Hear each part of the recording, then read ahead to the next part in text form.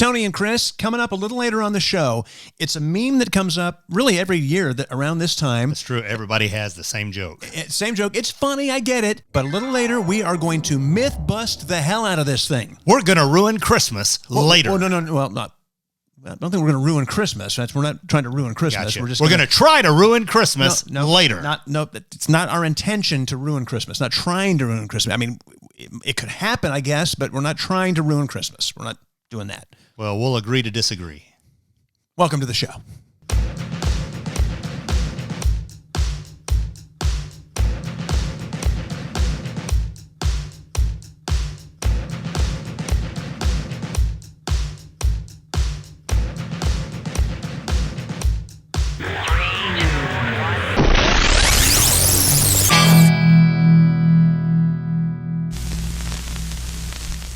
Glad to have you back here, Tony and Kris. And we want to get started actually with just a quick update from the last show. On Katie Starfish. Again, the wording today is really got to work on this. We got to get a recorder and get you talking to that. I did mention she got an award from Williams-Sonoma where she works called the Starfish Award. And we obviously wanted to make a lot of jokes about that. We made a few. And we didn't know what it meant. I said, I don't know why it's called this. And then, thanks to Scott, we now have an idea of why it's called the Starfish Award. He posted actually on our page, hey guys, so the Starfish Award is for helping others. The story is a man is walking down the beach. It's covered with starfish. He sees another man throwing them into the ocean. First man asks him why, because he can't save them all. Second man says, as he throws one back, it matters to that one. Even though you can't fix everything, you do what you can. I thought that was kind of a nice explanation. It's a sweet story. I like the dirty jokes better. That's just me. I get it. So thank you, Scott. We appreciate that. And as always, we encourage you to get in those comments. Let's get a conversation going, talk about what we're talking about, agree or disagree, or whatever the case may be. Yes. Okay, so let's jump in here. Rock and Roll Hall of Fame. We talked about this leading up to the broadcast. So good. Really encourage you to watch it on HBO. And if you haven't watched it yet and you have HBO, you really should. The show every year is enjoyable. But I think this year they just really nailed the performances and keeping the speeches not too long. Well, they edited them. Yeah. The year that Bon Jovi talked for like 30 minutes, I think they realized, okay, he talked about himself for 30 minutes up there. We're all trying to get cocktails in us. This is done. And since then, it is getting better and better every year. And it was just a love letter for music lovers. Yeah, and I just thought that it was a great show, all the way around. And it's funny because back in the day, I was one of those people that was like, why are they letting, Janet Jackson in, or why are they letting, this country person in? Because, it's the Rock and Roll Hall of Fame. Weird Al Yankovic. Yeah. And now, especially with a lot of the speeches this year, they all made some really great, at least one great comment about music. Yes. And what music is and how it matters to people. And I thought, I kind of get it now. That's okay with me. Mm-hmm. Put in whoever you want to get in there. Well, I'll put Lionel Richie in there. What you just said. He said that he learned early on there's two types of people in music: creative types and created types. Because he realized they kept coming to him going, "Give me another 3 Times a Lady. Give me another one of these. Give me another one of these." He goes, they just wanted to copy it. Yeah. And I just thought, wow, what a great comment. And that to me explains the rappers being in the people that don't really. Janet Jackson, those sort of things, because it's like, you're not really rock, but you're creative, and your interpretation of rock is different than everyone else's. Yeah. So it was a great show. Pat Benatar, I think, still sounds great. She looks great. Mm-hmm. And that was maybe the sweetest acceptance speech with she and her husband, because they've been in the band together, and them being married together, and the way they gave their speech, and Annie Lennox and Dave Stewart from the Eurythmics not being together but being business partners, the way they gave their speech, I thought they were just two incredibly lovely moments with people. And Duran Duran still got it going on. Dude, I can't remember the name of it. Their last album they put out, we have it, and it's fantastic. They continue to find ways to sound like Duran Duran, but stay current, and Simon Le Bon's voice is still they were great. And hearing him sing Jolene at the end, so good. That was very cool. Judas Priest gave a great performance. We talked about Love that. them. And it was great to see Rob Halford doing Jolene, switching on vocals. Do you remember in San Diego when I came in, I saw him at the grocery store, and I was like, guess who I talked to yesterday? And I remember just saying, I talked to Rob Haltford, I think. And I'm pretty sure. Yeah. And then I found out he lived over there. It's pretty crazy. But the show in general, I thought that the speech that Terry Lewis and Jimmy Jam gave, I didn't know that they had, I mean, I knew they produced a ton of stuff, but I didn't know that Human League was involved in that and some of these other bands. They gave Rachel, my wife, her big break. She won a songwriting contest that they put on at a radio station, and she sent it in and won. Because they're all from Minneapolis. Right? Yeah. And so it was really crazy to see them in there getting into the Hall of Fame. But what I loved is a quote that I'm going to steal from them, because we get asked all the time, what happens when you two fight? And we've really never had a fight. I was going to say a lot of tears, scratching and hair pulling. Yes. We've never had a fight. No. But they said disagreements is what we have. He goes, because you're looking for a solution. Arguments, you're trying to win. He goes, we have disagreements. And I'm like, oh. Yeah. And we don't even have a lot of disagreements. But when we do, it's like, okay, both of us are trying to figure out how do we get to the solution. It's a problem-solving thing. So anyway, just great show all the way around. And we, of course, have to talk about Dolly Parton, the Queen. It's such a really wonderful thing to see her inducted into this. And I thought she did a great job performing. I thought she did a great job with her speech. And then during her package, the video package that they run, they threw up a quote from her. And I thought it was so good. I'm the kind of person who would rather rock in my rocking chair when I'm old and regret a few things that I did than to sit there and regret the things I never tried. I love that. And that is Dolly to a T. Having said that, I'm going to say something that might not be popular. If you're a huge Dolly fan, you might not like this. Dolly, you're not ready to do a rock and roll album that you have written yourself. That song she wrote. Yeah, you didn't like it? It was garbage, man. It's cute. Dolly does a lot of cute things that I love. Yeah. Now, I'm excited with Steve Perry. She's doing Open Arms on her rock album. I'm down with that. I mean, getting Steve Perry involved. But that's my thing. If you're going to write a rock album and write whatever you want, but maybe get some folks who have done that to work with you, so it doesn't sound like a country song where you say rock stuff and wear a black leather outfit. It just didn't work for me. All I know is one of my biggest regrets about Dolly is we've interviewed her, 5 or 6 times? A bunch, yeah. In person 5 or 6 times, on the phone a bunch. Yeah. Her, I think we got a picture with Willie. I just don't know where it is. And Waylon Jennings, I don't think we have pictures with any of them. Well, it wasn't probably because, most of the times when we interviewed them, it wasn't where you just it wasn't on your camera. Yeah. There was the dark ages of the early 90s. And then other times we just forget because we're in the moment. We're having a conversation. So we don't think about snapping a picture like that. Yeah. So that's one of my regrets about that. Now, I also wish if anybody knows Dolly, just give her a call. Tell her that I need that electric guitar she had at the Hall of Fame to give to my wife. That'd be a good gift. Get me out of the doghouse. It was great performance. And I loved the Jolene thing at the end. That was a great performance, and it was fun. I thought Brandi Carlile in Pink doing Coat of Many Colors was incredible. Such a good performance. Brandi Carlile can do no wrong. Yeah, her voice. And Pink, too. If you haven't seen it and you have HBO Max, highly recommend that you check out the Rock and Roll Hall of Fame performance. If you love music, you'll love it. Definitely. All right, so that brings us into a few other things in the entertainment world. What are we into right now? What's happening that we are kind of watching or listening to at this moment? Let's start, Chris. I know you've been super excited. I have too, but I'm hesitant. I'm scared. The new Indiana Jones movie. Well, here's the problem with the last one. It sucked. It's simple. It's terrible. But you see, Steven Spielberg, who I love, directed it. And George Lucas, if you remember when he did the new Star Wars movies, he directed. Once you get old and you get grandkids, everything mellows out for you. You care more about things, and you're more sensitive, and you're a little more fairy tale. It just wasn't good. Yeah. Steven Spielberg knew that. He's smart enough to go, this ain't my thing. And he stepped down, and this new director has come in, and I finally have an exclusive, sort of, dun, dun, dun, dun, dun. the plot outline of the movie, and it looks good. Now, the movie opens with another adventure like they all do, but it's a de-aged Indy. They've done the computer thing like they did with the Samuel L. Jackson Captain Marvel movie. Okay. He's a 40-year-old Harrison Ford in some adventure, and it ties into the movie, and then it flash forwards to 1960-something in New York City, and the whole movie's basically Nazis running NASA in the space race. And Indiana Jones gets involved, and there's rumor of him riding a horse through a subway in New York, and so the trailer should be released any day. I want to like it. I want him to go out on a high note. I would expect the trailer to be released this weekend, solely because there's so many people together, it would get buzz going. Well, we shall see. I just need it to be good. It's going to be great. I know it. I believe it. I'm willing it to be great. Crystal Skull was just a steamy It was turd. awful. Yeah, it was not good at all. We saw a pretty cute movie the other night. I say cute. It's kind of a murder mystery. If you like the old style murder mysteries, it's called See How They Run, and we watched it on Amazon. I suspect it's available other places.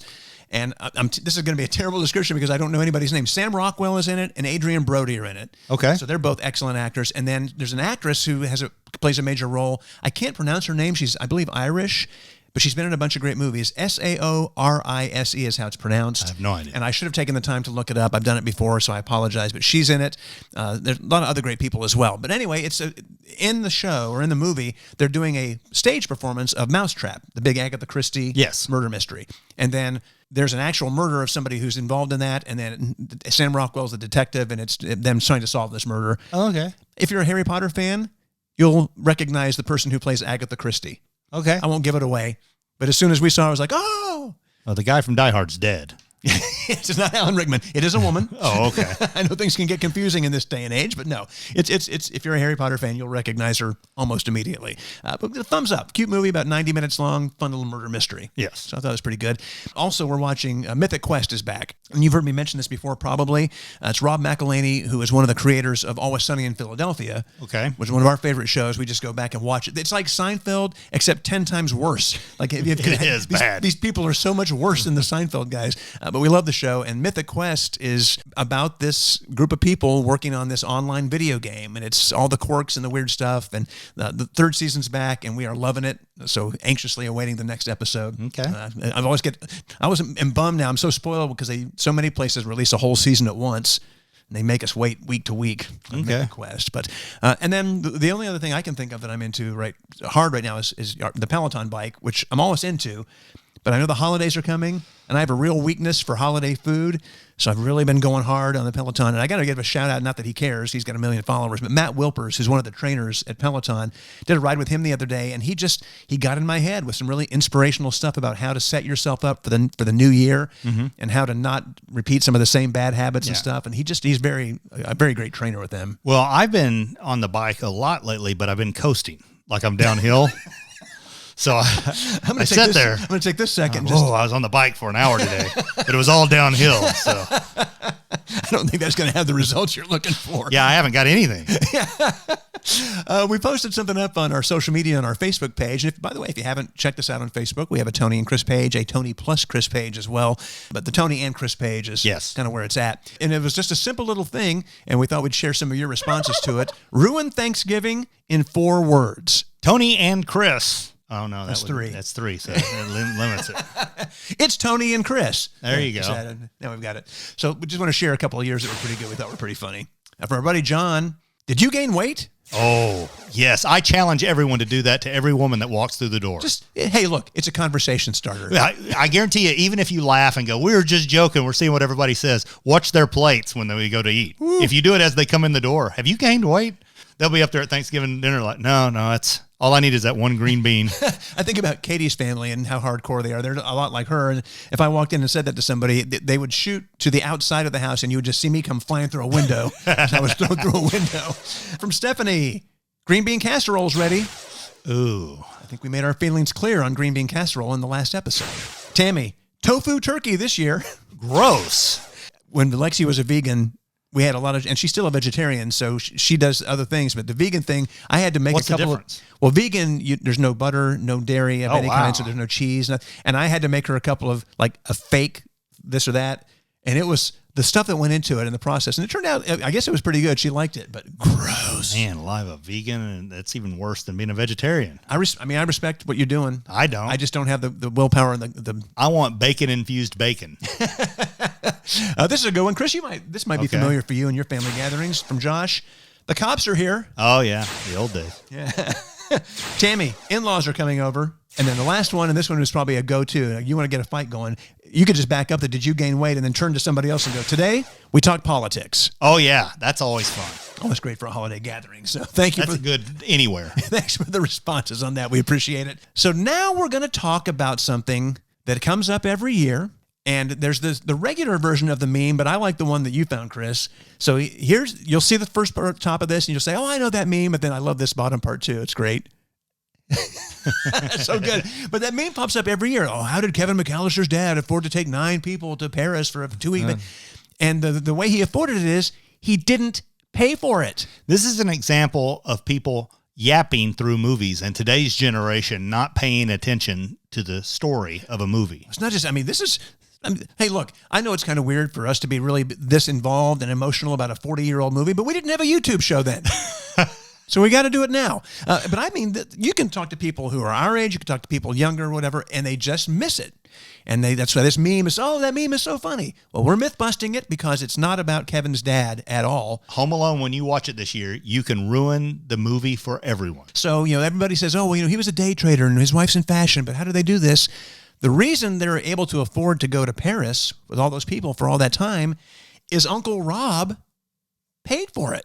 They say it in the movie. They actually do. There's a scene, and we can't do it, obviously, for copyright, but I can share it, where the mom, Kevin's mom, thank you, says, "No, my husband's brother transferred to Paris last summer, and both the kids are still going to school here, and I guess he missed the whole family. He's giving us all this trip to Paris for the holidays so we can be together." She literally explains how they're going, and it has nothing to do with Kevin's dad. So she said just that. Those words are uttered. And then when they actually get to Paris, there's a scene where they're in the townhome or wherever it is they're staying. And if you look in the background, Uncle Rob and his wife they're decorating the tree. So they're there. They're in the scene. And I guess there's a deleted scene that was supposed to happen where they're at the airport welcoming the family. And the family just runs right by him to get to the phone because they've realized that Kevin's not with them. But that scene got cut for some reason. But anyway, there we go. Myth busting, that meme, ruining your Christmas fun. And if you want to ruin it more, some fun is go watch Movies That Made Us, the Home Alone episode, after you watch the movie. If you've never seen that series on Netflix, it is fantastic. And they do a whole series of holiday movies. Mm-hmm. And that's a great one. So good. Along with the memes, as long as we're doing this is a good segue to some internet we found funny. So these are about tweets, memes, anything we see. Let's start with some fun that we found and got a kick out of.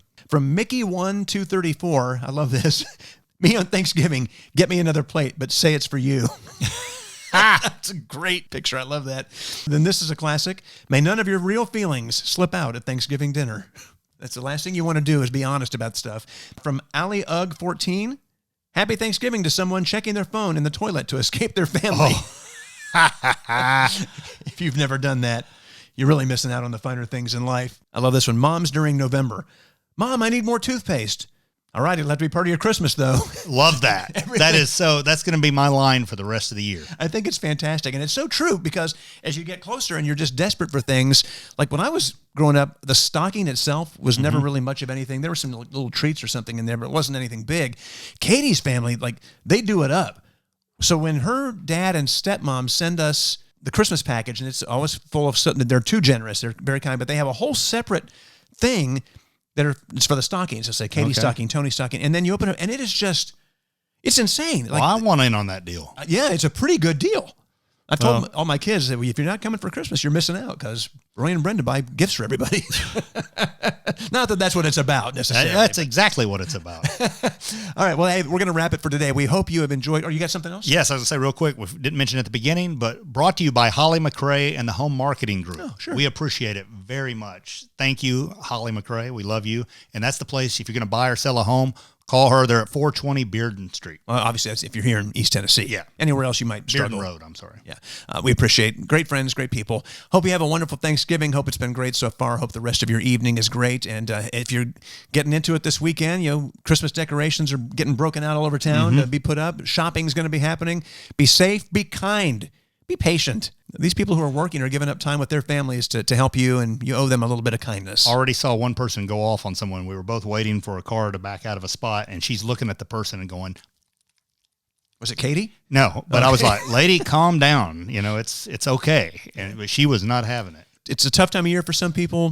Whatever the case may be, just try to take a deep breath, have a little bit more patience. And I'm going to try to take my own advice because I'm often guilty of being upset about things. But I'm never mean to people who are working, because I know that they are giving up a lot to do what they need to do. So only be mean to the freeloaders. That's exactly right. Hey, like the video, like some of our other videos. If you haven't taken a spin around the channel, we hope you will. Hope you'll subscribe.